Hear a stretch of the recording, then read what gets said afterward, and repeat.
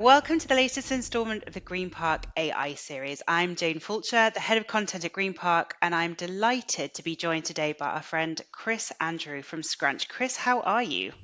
I'm excellent. Nice to see you. Thanks, Jane. How are you today? Yeah, fantastic, thank you. It's sunny in London, which is making us all very happy. We're here today to talk a little bit about AI, about content, about that, how that's affecting us as marketeers, how that's affecting the industry. And I think to start off, we're at a really interesting moment in how people discover and consume content. For years, everything's been about driving traffic. It's about clicks, getting people on your website, optimizing for rankings. But the model is being disrupted pretty quickly, I think we can both agree. And we're seeing the rise of zero-click journeys, where people ask AI for answers and never actually visit a site. We're seeing content being consumed by machines as much as humans, and we're seeing brand visibility shift from who ranks first to who shows up in the answers. So today I'm hoping we can cover a few of the big questions, including: are websites still destinations? Are rankings becoming less relevant? Is social content now also part of a search strategy, and how that shows up, how we react to that? And how does AI actually reward better, more human content, not worse? Is that true or is it not? So, if it's okay with you, Chris, I'd like to start with one of the big shifts. For years, we've been building websites to drive traffic, as I said, but now people are increasingly getting answers directly from AI without even ever visiting a site. So, I want to start with a big one.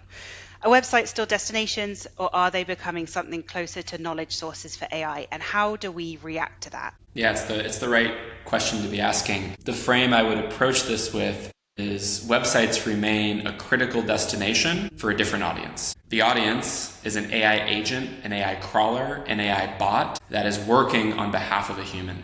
And so the answer is both, right? Is the core motion going to be getting humans to your website for top of funnel discovery? No. Is the motion going to be leveraging your website as a enriched, thorough content repository to educate agents, crawlers, and bots, educate AI brokering a conversation with a human? Yes. So our thesis is, look, your website doesn't need to go away, but you should plan for a world where probably 90% of the human visitors go away over time as the agents and the crawlers source information for us and bring us closer to a personalized outcome. Be it a purchase, be it a meeting booked, I still believe there's a visual component where humans will engage with websites, but it's much further down in the funnel. I think that shift means, no, you should not think about the core metric you're measuring as unique human visitors to a website. If that's the metric that you're reporting on, you're probably fighting the wrong battle. I think the metrics marketers ultimately care about are revenue, renewals, like tied to the core business. But we are seeing a shift in behavior to pay attention to how frequently are the AI models indexing my website. It used to be just Google, Bing, and Brave that had kind of the crown jewel index of the web with a common crawl, open source option. We now see that GPT, Anthropic, Meta, Perplexity, they're all building their own indexes of the web. So how frequently is my website being indexed by AI? How frequently is my website being trained on by AI? When was the last time the AI model retrieved information off of my website to update the next version of the model? And then finally, how frequently are the models live retrieving content off of my website? Another core stat. So to answer your question, in a roundabout way, yes, the website is still a critical destination. It is the number one source for AI to understand your brand. But this behavior shift is very familiar for us as marketers because we're all experiencing it personally, both as B2B buyers and B2C buyers. I'm sure you have outsourced a large portion of your browsing to AI to do research, to buy consumer goods. And in doing that, the destination has shifted to an AI-first consumer of the content off the web. Absolutely. I would say websites aren't really going anywhere. It's that their roles shifting. They're no longer necessarily places people visit, although that's still happening, of course, but they're becoming more about underlying knowledge sources. Mm-hmm. And would you say as well, if a user never visits your site, but your brand is still becoming an answer or getting cited, that's a success story in itself? Yeah, I think it's a success story for the initial part of discovery. I think my observation is that AI has massively collapsed the top of funnel buyer cycle, right? The customer journey used to be, I do a bunch of research. One of our customers even pointed out that word of mouth is kind of being disrupted.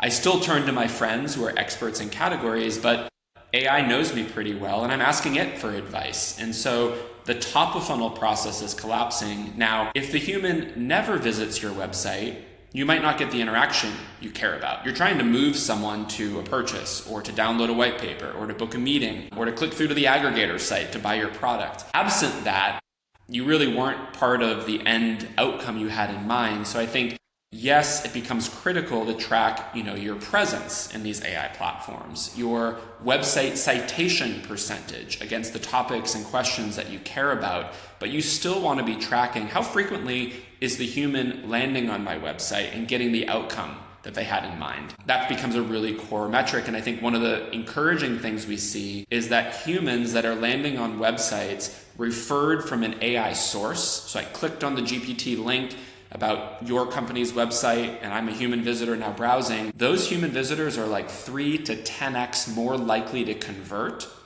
than a traditional human organic visitor. Why?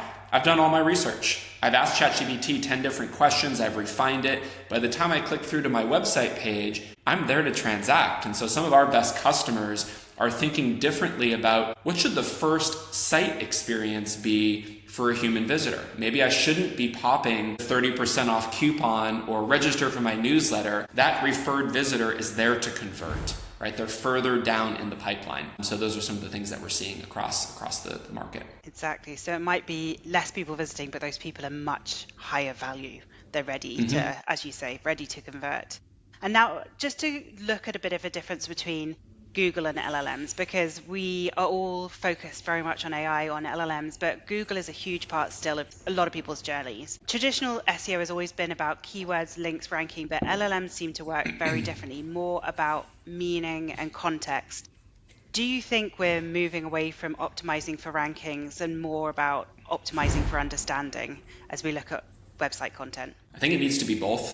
Because ultimately, the AI answer is powered by an index and understanding of the web, right? So when the model is saying, hey, this is the answer, it retrieved that answer based off of largely its trained in knowledge set and its live retrieval of data, both of which rely on an index of the web to get the answer. And so I think if you think about that, ranking is still critical because it is how the models determine what websites to use to source information for their training knowledge and for their live retrieval. But ranking in a way as a way to get to the consumer is being brokered, right? The AI agent is the way you get to the consumer. So my observation is, I like to remind folks, Google is the number one player in AI search. Google's the number one player in search, and they're the number one player in AI search because they are disrupting their traditional search engine result page format, their SERP results, for an AI overview, for AI mode, for Gemini. Siri is about to be very, very impactful for the first time in its history when Gemini is activated across all Siri-powered devices, right? Google remains the number one player here.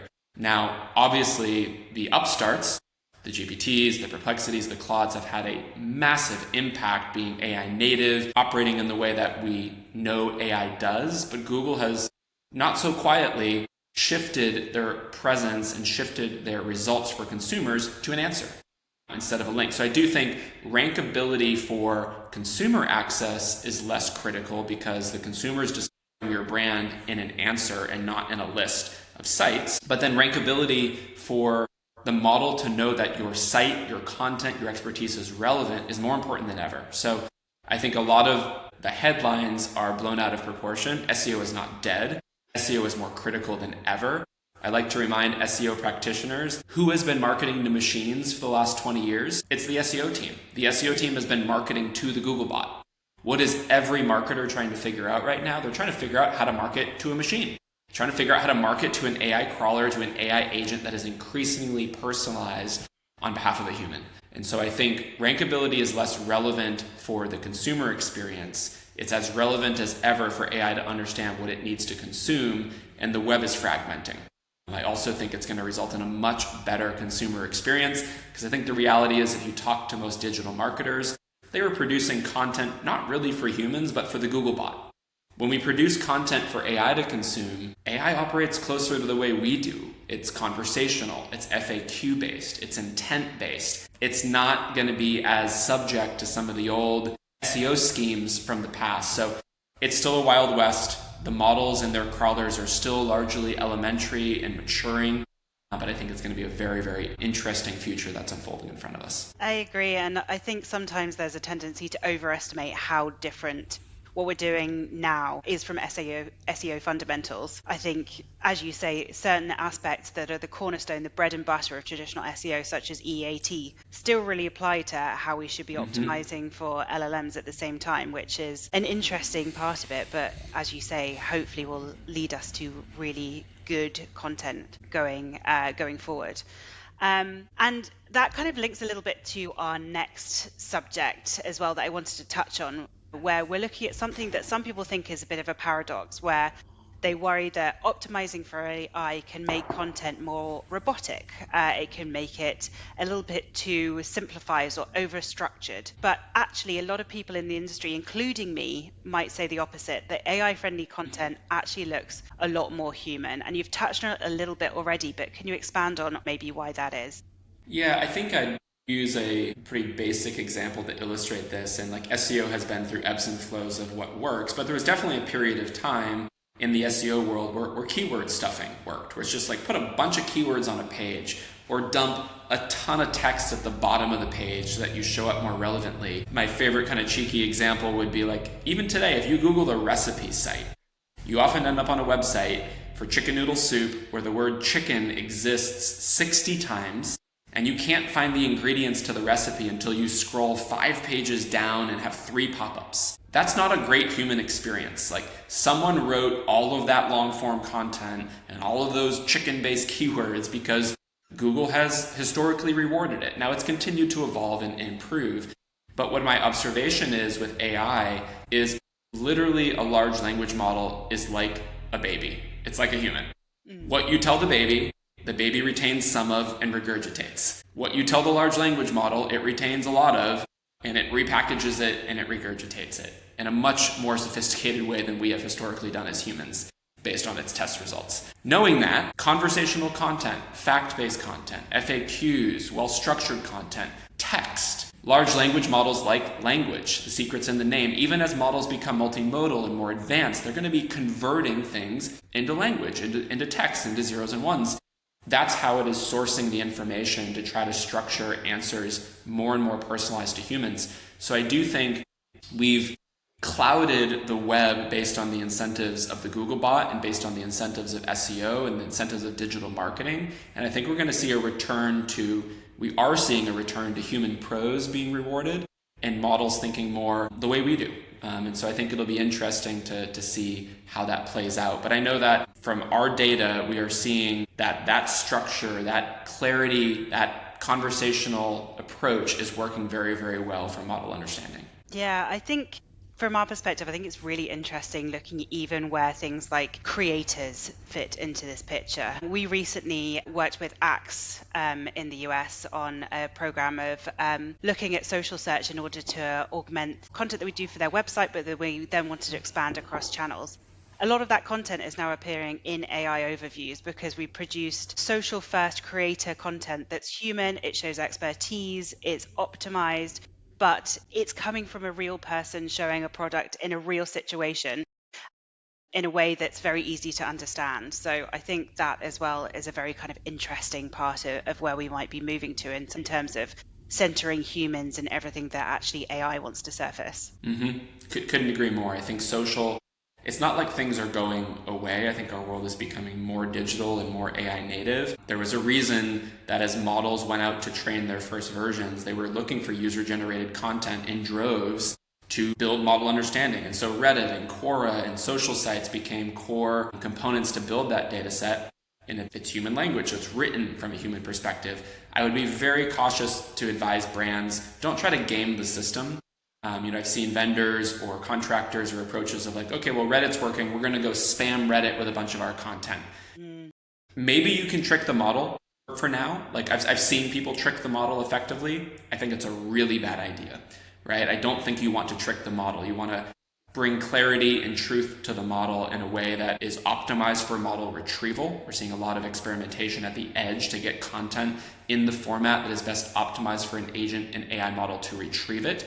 But spamming Reddit is a really dangerous strategy in trying to artificially generate a bunch of user-generated content, in parentheses, might temporarily work, but I would strongly advise against it. Yeah, I do also think as well, those platforms that have potentially seen this happen to them, Reddit, maybe even Wikipedia, will be even more stringent going forward because they know that this Yes. is seen as a bit of a path for marketers to gain that LLM visibility as well. I also wanted to talk a little bit about one of the tensions that we might see about finding that sweet spot between AI readability and great user experience. Does that mean that we need, for example, two versions of a website? Is there such a thing as content that's built for both humans and machines, or is one always going to suffer? And should website content, in your opinion, now be written for AI rather than humans if humans aren't going to the site as much? What do you think? Yeah, I mean, I think one, neither audience needs to suffer is my very clear take.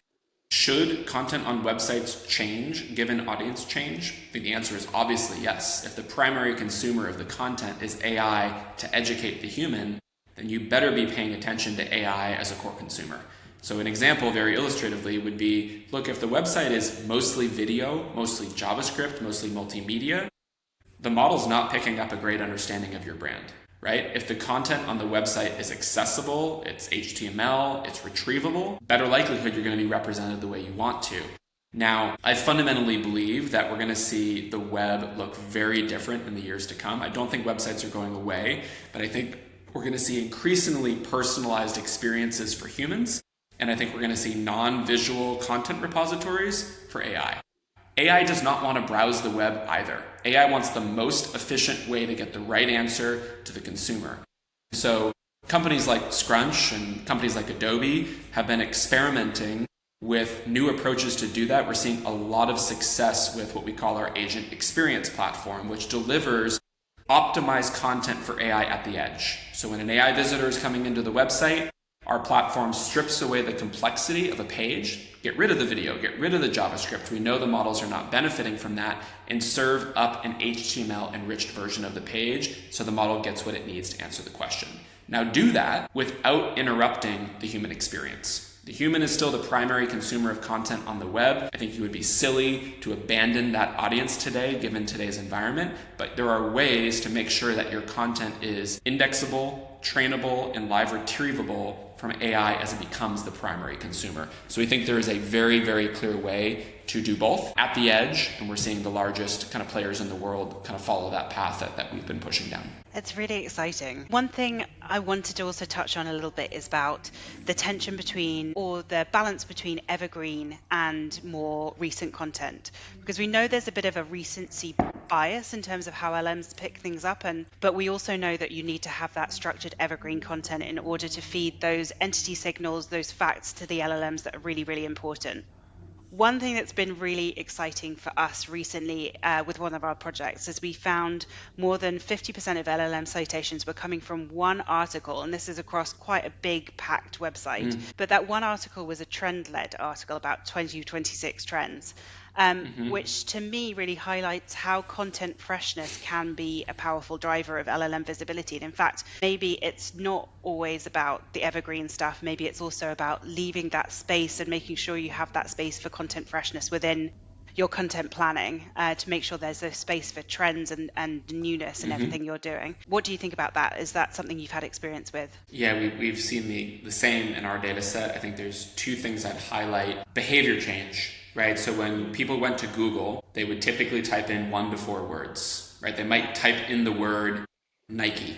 They're just using it to get to the Nike website, and then Nike has to pay to show up at the top. It's quite the system that we've opted into as consumers and marketers in the old search world. Today's search world brings far more context. It's like, hey, I'm looking for the best SEO agency in London to help me in this niche vertical. Best now. London. Like there's so much language and intent in there. And so GPT is like recency bias.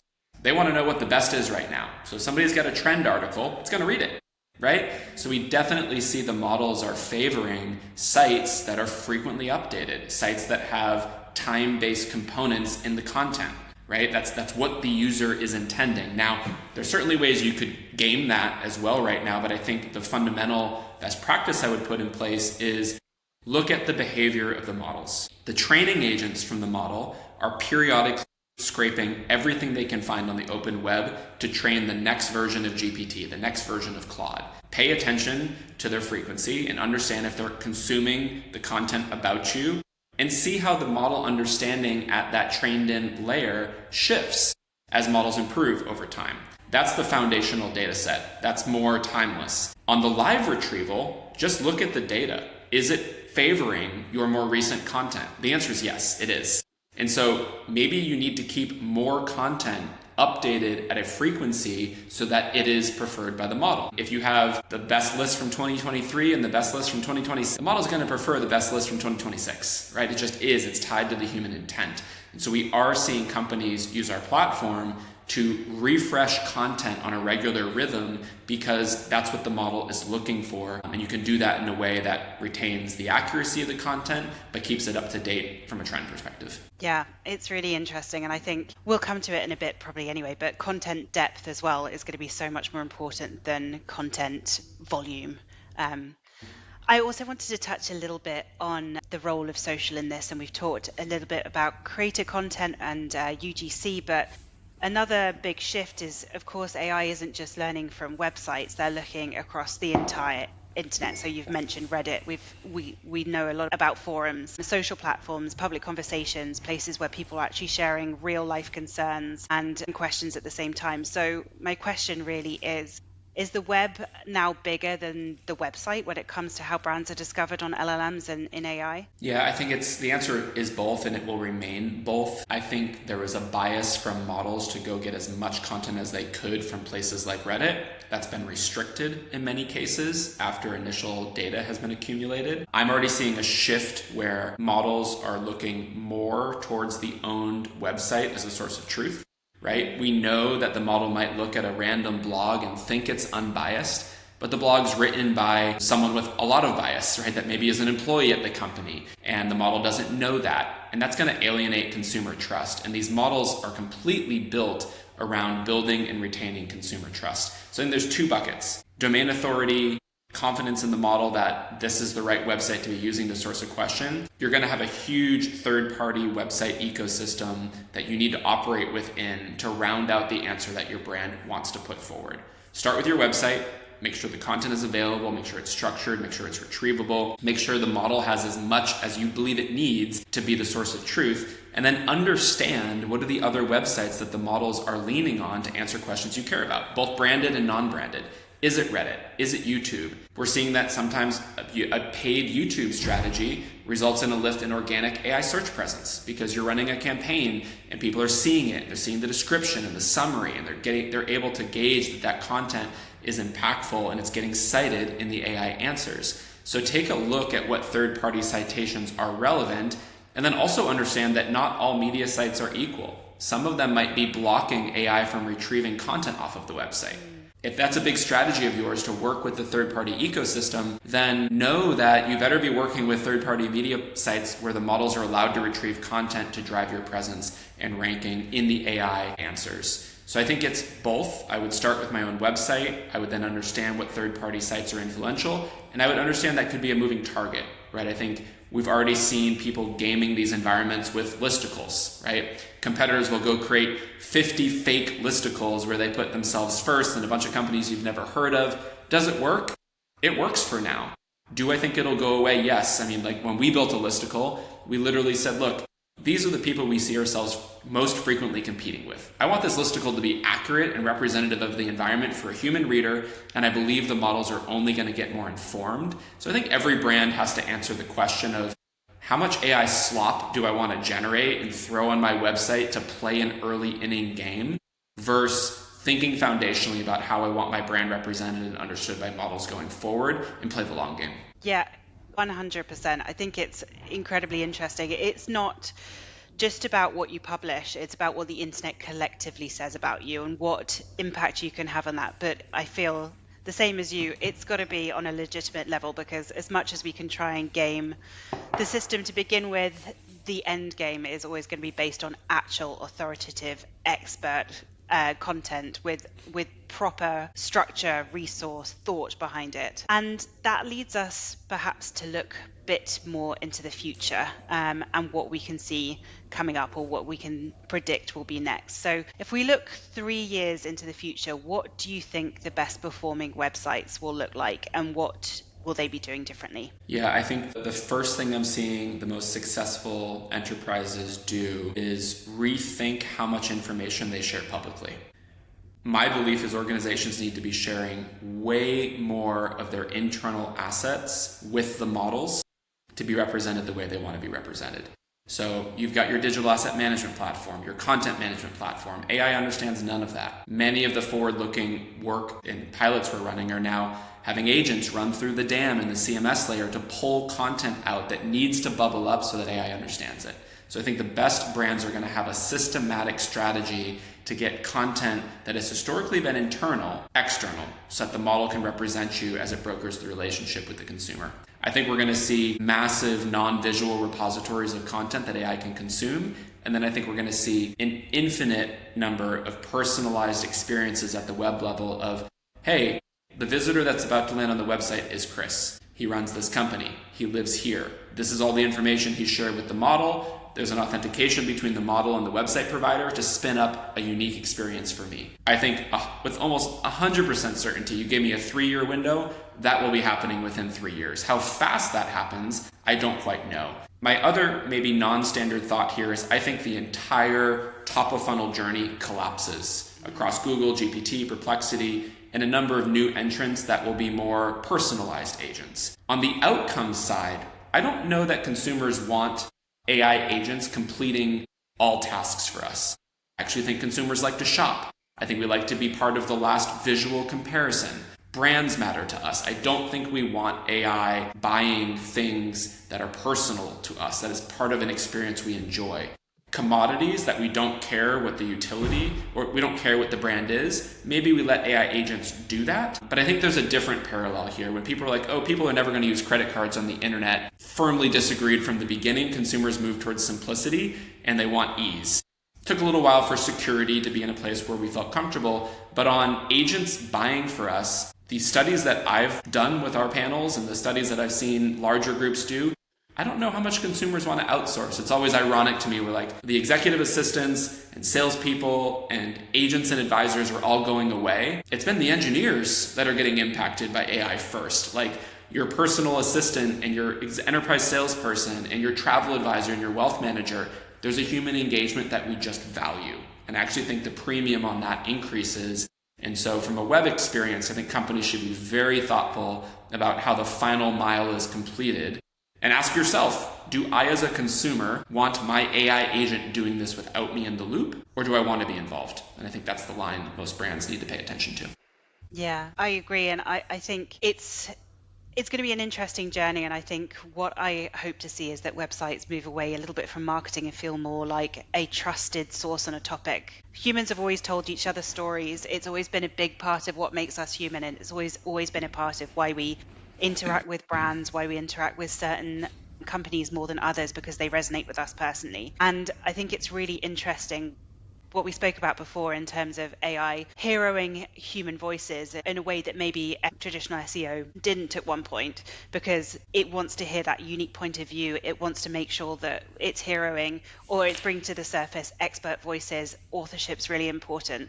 So it could be as well that websites become just even more about that unique storytelling journey than they did before. Agreed. Fully. Amazing. And then just one last question. If a brand was listening to this and could only do one thing today to prepare for AI search, what would you tell them to focus on? Yeah. If I were the leader of a large brand or any brand, I would go to my website and I would say, what do I think AI understands off of this? You as the marketer know so much about your brand. You have all these other sources, internal and external, about your brand that you expect the consumer to understand. Just flip your mindset. If you say the primary consumer of content for my brand is now an AI agent, What do you believe that AI agent interprets when it looks at your website as a source of truth? From there, you're going to identify a lot of gaps or background knowledge or background context that the model is going to want access to, and start systematically thinking about how you educate a model from a training perspective and a live retrieval perspective to stay top of mind in every customer journey.